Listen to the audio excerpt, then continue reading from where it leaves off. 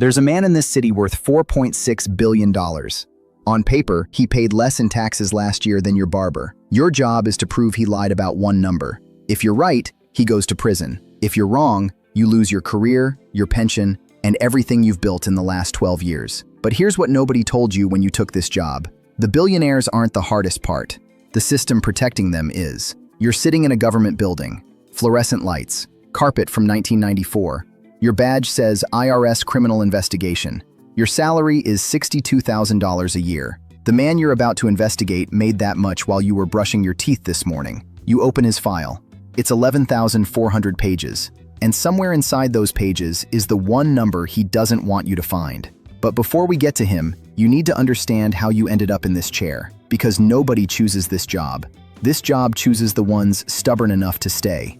You graduated with an accounting degree. Your roommate went to Goldman. Starting salary, $110,000. Your other friend went to Deloitte. $85,000. You walked into a federal building with water stains on the ceiling and accepted $48,000. Same GPA, same classes, different sides of the same machine. Your mother asked if you were sure. You weren't.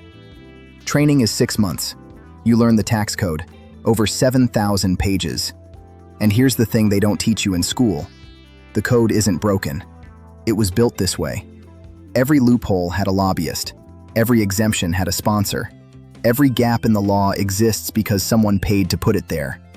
You're not learning rules, you're learning architecture. And the architects aren't on your side. And this is where something doesn't add up. Because the system you're learning to enforce, the people who wrote it made sure they'd never be caught by it. Your first case is a small business owner in New Jersey. He hid $340,000 through fake invoices. You bring him in. He sits across from you in a gray room. His hands shake, his eyes are red. He cries before you ask the first question. You feel sick. You actually feel sick. Your supervisor watches through the glass. After it's over, he pulls you aside and says 5 words you'll never forget. Wait till you see the big ones. They don't cry. They send lawyers. But that $340,000? A billionaire's accountant moves that much before breakfast. And they do it legally. This isn't illegal. That's the problem. The crime isn't what they do inside the law. The crime is what happens when legally isn't enough for them anymore. And you're about to find out exactly what that looks like. 6 months later, a file lands on your desk. It's thicker than anything you've seen. Your supervisor doesn't hand it to you. He drops it. And he doesn't say good luck. He says, don't talk about this case. Not to your wife. Not to your coworker 2 desks over. Nobody. The target is a real estate developer. Net worth, $800 million. His reported income last year, $18,000. $18,000. Less than a first-year teacher. Less than a Walmart shift manager. A man with an $800 million empire told the United States government he made $18,000, and nobody questioned it, until now. You start pulling the threads, and this is where you learn how money actually hides, not in safes, not in mattresses, in structure, shell companies in Delaware, trusts in South Dakota, accounts in jurisdictions that don't answer American subpoenas. The money doesn't disappear, it shapeshifts. By the time it comes out the other end, it doesn't look like money anymore. It looks like a loan, a donation, a consulting fee for a company with no employees. You spend 4 months tracing one wire. $12 million through 7 entities, 4 countries, 9 days. By the time it lands, it's a loan repayment from a company that doesn't exist to a trust with no beneficiary on record. Everything you're seeing is technically allowed. That's what makes it so hard to fight. Then you find it. A signature on a document filed in the Cayman Islands. It matches a signature on a New York lease. Same hand, same person, 2 identities. One worth $18,000 on paper, the other holding $240 million in offshore structures.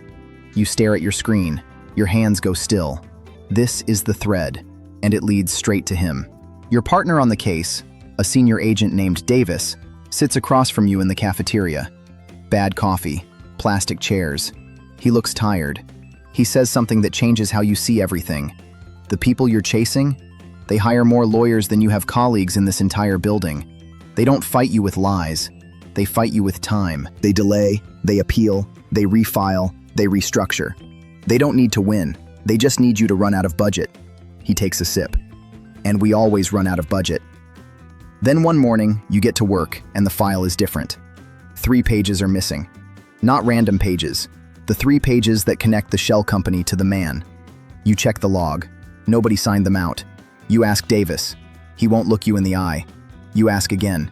He gets up, walks to the window and says, "Sometimes files get reorganized." You stand there. Your chest tightens. You don't say another word. You go back to your desk. You start rebuilding from your personal copies. But something has shifted. The walls just got closer. And they're not all on the outside. You get promoted. Not because you're the best agent in the division, because you didn't quit. Half your training class is gone. Private sector took them. Tax law firms, consulting. The IRS can't compete with what the other side pays. The people hunting billionaires make $90,000.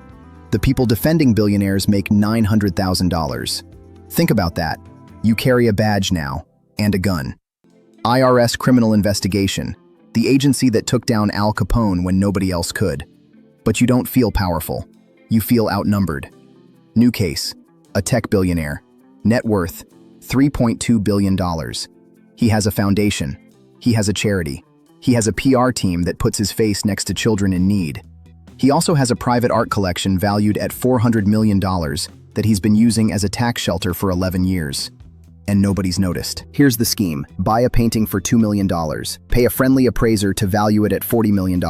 Donate it to your own foundation. Claim the $40 million deduction. The painting never leaves your living room. It hangs above your fireplace while the government essentially pays you for a gift you gave to yourself. 30 paintings, 11 years. Do the math. You need the appraiser to flip. You bring him in. He's nervous. He's got a wife, 2 kids. He also has a retainer agreement with the Billionaires legal team. $90,000 a year to keep his mouth shut. He doesn't flip. He lawyers up in 20 minutes. A lawyer you've never heard of from a firm that charges $2,100 an hour. The appraiser walks out. The door closes. You're back to zero. Here's what nobody tells you about hunting billionaires. It's not one fight. It's not even 10. It's 100 tiny battles against 100 tiny walls. And every wall was built by someone who makes more in a month than you earn in a year. Your boss calls you in, closes the door. The IRS budget has been cut. Again. Your division has lost 30% of its agents in 10 years. 30%. He puts a chart on the table. 14 active cases, budget for 9. He doesn't say, drop the billionaire case. He says, you tell me which 5 we close. Then he leaves. You stare at the board. The tech billionaire case is the most expensive one on the wall, the most resource-intensive, the most legally complex. And you know exactly what your boss was really asking you to do. You don't close it. You do something else. Something that will either make your career or end it. But first, a memo lands in your inbox. From legal compliance. It says your investigation has been flagged for procedural review. You've never heard of a procedural review. You ask around. Nobody has. You call the compliance office. The woman on the phone is polite, very polite. She tells you the review is routine. You ask who requested it. She pauses. I'm not authorized to share that. You hang up. You pull the metadata on the memo. It was drafted on a Thursday. The Billionaires legal team filed their complaint about you on Wednesday, 1 day apart. You stare at the screen. Because this isn't just about money anymore. It's about whether the machine you work inside is fighting the same fight you are, or whether parts of it have already switched sides. You call a journalist, a woman who's been investigating the same billionaire for 2 years from a different angle. She has documents you don't have. You have subpoena power she doesn't have. Alone, you're both stuck. Together, you're dangerous. This isn't illegal, but it's also not something you'd want a congressional committee asking you about on camera. She sends you records. Corporate filings from 3 countries, bank transfers that were never reported, a spreadsheet showing the Billionaires Foundation donated less than 4% of its assets in 8 years, while he used its Manhattan office as his personal residence. He lives in a charity, tax-free. And then the break comes, not from genius, from a mistake. A junior accountant at one of the shell companies files a form with the wrong EIN number. That number connects 2 entities that were never supposed to be linked. It's a crack in the wall, small, but wide enough to see through. And what's on the other side is everything. You go to the US attorney. You need a warrant. She knows who the target is. Everyone in that building knows. She looks at your file. She looks at you. She asks one question. Can you guarantee this holds up? You can't guarantee anything. Nobody can against a legal team with unlimited budget. She signs it anyway. Within 48 hours, the counterattack begins. The Billionaires' legal team files 4 motions. They challenge the jurisdiction. They challenge the scope. They challenge you personally. A formal complaint alleging harassment. They CC a United States senator. A senator who sits on the committee that controls IRS funding. That's not a coincidence. That's a message. You come home. It's 11 p.m. Your kid is asleep. Your wife is sitting at the kitchen table. She's not angry. She's something worse. She's scared. She says, "Someone called the house today. They didn't say anything. They just called and hung up." You tell her it's nothing. You don't believe it. You install a camera above the front door the next morning before sunrise. The senator's office calls your director. Your director calls your boss. Your boss calls you. There's a meeting in 30 minutes, and you already know what the next hour decides. Your director doesn't kill the case, but he bleeds it. Reduced scope, reduced team, reduced budget. You have 90 days to build something prosecutable. 90 days. After that, the case gets shelved and the billionaire goes back to hanging stolen tax deductions above his fireplace. You work 19-hour days. Your team is now 4 people. The Billionaires' legal team is over 40 attorneys across 3 firms. 4 against 40. That's the ratio. That's what justice looks like when one side can write unlimited checks. Day 41. Your best analyst quits, takes a job at a Big 4 firm, triple the salary. You can't blame her. You don't try. Day 74. The journalist publishes. Front page. The foundation exposed. The art scheme detailed. Public pressure hits like a wave. Suddenly, the U.S. Attorney's Office calls you back. Suddenly, your director has budget again. Funny how that works. The public has to get angry before the government gets brave. Day 82. The raid. 6:15 a.m. You're in the lead vehicle. A caravan of black SUVs. IRS criminal investigation. FBI support. Federal marshals. The target. A private office in Midtown Manhattan. It belongs to a consulting firm. The firm has no employees, no website, no clients on record. But inside that office is a server, and on that server are the real books. The elevator opens on the 14th floor. The hallway is quiet. You hear your own breathing. You've rehearsed this moment for 3 years. You nod. The door opens. A man in a gray suit is standing next to a shredder. Paper is falling into it. He freezes when he sees the badges. You say the words, "Federal agents, step away from the machine." He steps back. His hands are shaking. The shredder is still warm. Paper dust floats in the air between you. Nobody speaks for 4 seconds. The server is seized. 2.3 terabytes. 5 months of forensic work compressed into one hard drive. But you don't need 5 months. You built the map for 3 years. Now you're holding the territory. You want to know the number? The amount he hid? $1.1 billion. That's not his net worth. That's just the part he didn't want the IRS to see. The billionaire isn't in the office during the raid. He's on a yacht, Mediterranean. He finds out from his lawyer. He does not fly home for 3 weeks. Bail is set at $50 million. He posts it in cash. That number, $50 million, is more than your entire office's annual operating budget. He walks out the same day. The trial takes 14 months. His legal team files 193 motions. 4 agents against 193 motions. Some mornings you sit in the parking lot and stare at the steering wheel for 10 minutes before you can go inside. He's found guilty. 4 of 7 counts. The courtroom is silent. You're sitting in the 3rd row. You thought you'd feel relief, vindication, something. You feel nothing. Just tired. His sentence, 28 months in a minimum security facility. The facility has tennis courts. He'll serve 19 with good behavior. His net worth after penalties and back taxes, still $2.1 billion. He entered a billionaire. He'll leave a billionaire. The system took a haircut off a fortune and called it justice. The IRS recovers $684 million. It trends on Twitter for 6 hours. Then everyone moves on.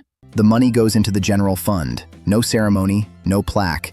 Your name doesn't appear in a single article. You go back to your desk on Monday like nothing happened.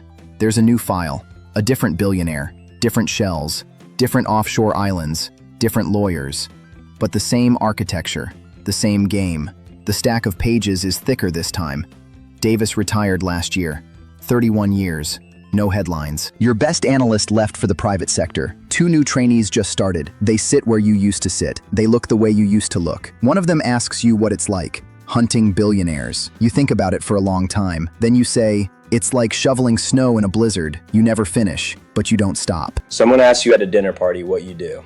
You say you work for the IRS. They make the face. Everyone makes the face. They think you audit waitresses and small business owners. They don't know about the server in Midtown. They don't know about the 2.3 terabytes. They don't know about the camera you installed at your house, or the senator who tried to shut you down, or the 3 missing pages that nobody ever explained. They don't know any of it, and you can't tell them. So you just say, yeah, taxes. It's pretty boring, and you take a sip of your drink. Right now, somewhere in a glass tower, a man is looking at a number, a very large number, and he's picking up the phone. And somewhere in a government building with carpet from 1994, under fluorescent lights that hum too loud, someone is opening a file. They make $62,000 a year. They have a badge, a calculator, and a tax code that's 7,000 pages long. The billionaire has the money, but you have the one thing he's afraid of: patience. The file is thick. You open it to page 1, and you start reading.